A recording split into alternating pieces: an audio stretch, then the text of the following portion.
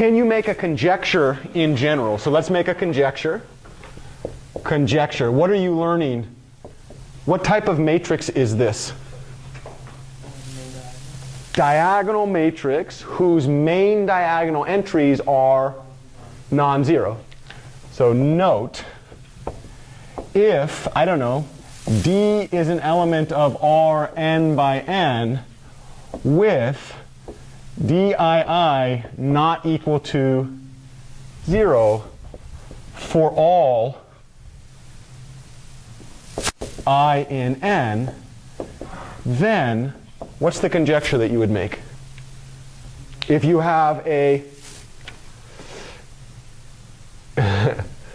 is diagonal, so if we have a diagonal matrix with the main diagonal entries not equal to 0,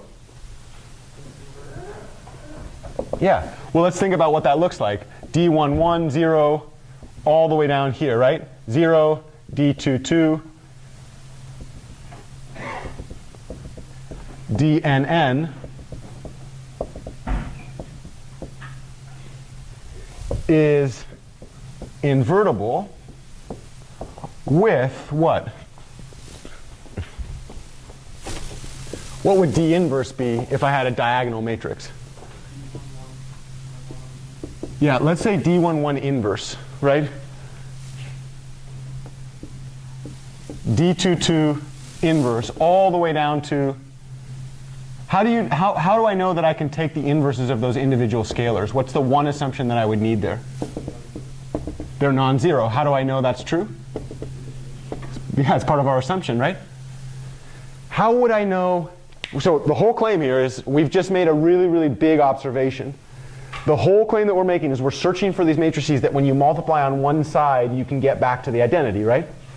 We found an entire class of matrix that almost fell out of the sky just with a little bit of work, right?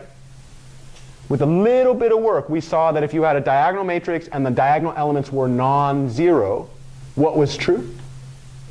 It's invertible. What's another way to say invertible again? Non-singular. What's another way to say non-singular? Could you have made the same conclusion just by looking at the columns of that thing? What's the only way to send these columns to 0? What's the only thing that you could multiply by to send the entire matrix to 0?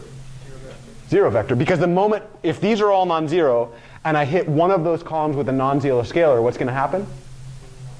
I get non-zero, right? All right. That's kind of interesting.